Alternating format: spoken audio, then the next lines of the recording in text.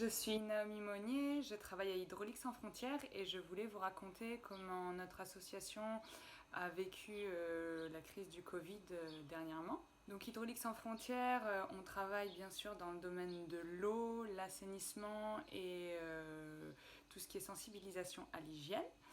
On est basé le siège sur Chambéry, mais on a des bénévoles qui viennent un peu de partout de France et qui sont impliqués dans l'association. On a aussi une salariée à Madagascar et un chargé de projet au Togo. Donc on intervient principalement en Afrique et un petit peu en Amérique du Sud, principalement en Bolivie. Et en Afrique, on est au Bénin, au Togo, au Burkina, au Sénégal, à Madagascar et dans une moindre mesure maintenant au Mali. On va fêter nos 30 ans cette année.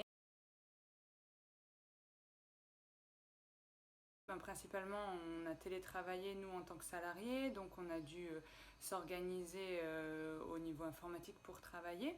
Mais ça n'a pas beaucoup changé parce qu'on avait l'habitude de travailler un petit peu à distance avec nos bénévoles et surtout avec nos partenaires locaux. Donc ça n'a pas trop changé.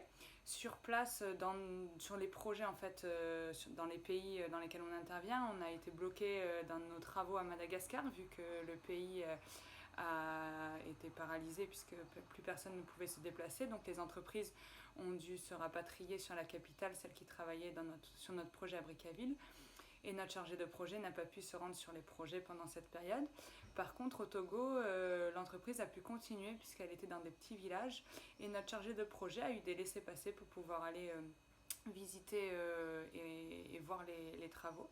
Donc on a pu continuer dans ce pays-là. Cette crise qu'elle a beaucoup impacté surtout, c'est au niveau de la recherche de financement, puisqu'on a plusieurs projets qui sont actuellement en recherche de financement et on attendait des réponses définitives des bailleurs.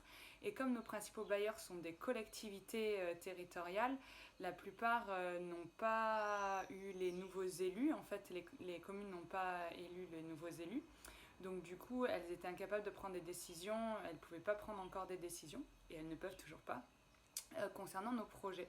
Donc on a eu vraiment un retard sur cette recherche de financement. De plus, on a les agences de l'eau qui sont donc nos partenaires aussi au niveau financement et qui n'ont pas pu se réunir aussi pour prendre des décisions.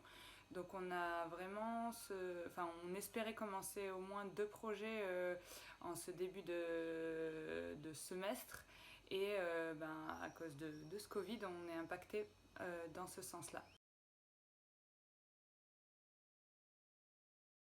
On a toujours parlé donc de l'hygiène, du lavage des mains et ça on va continuer à mettre l'accent dessus. On travaille beaucoup avec les partenaires locaux, donc du coup dans nos relations on continue en fait à distance principalement. C'est vrai qu'on va peut-être renforcer aussi des formations peut-être pour nos partenaires locaux et ensuite on avait l'habitude de se retrouver donc ici au siège pour des réunions. Peut-être que pour certaines réunions, on va les faire un peu plus par Zoom maintenant qu'on a découvert ce bel outil. Au lieu de se déplacer sur Lyon ou de faire venir l'équipe de Lyon, on va peut-être pouvoir principalement utiliser Zoom. Un des enjeux principaux de nos projets et qui ne changera pas, c'est la pérennité. Et là, on va être vraiment encore attentif à pérenniser nos actions et qu'on puisse transmettre tout ce qui est entretien, tout ce qui est gestion en fait d'un service de l'eau. Et là, on est vraiment très attentif et le suivi aussi de nos projets, une fois qu'ils sont en place, on essaye de ne pas partir comme ça et de ne pas revenir, mais on essaye d'avoir un suivi au moins sur 1 an de nos projets. Et donc ça ne va pas changer, on va dire, radicalement.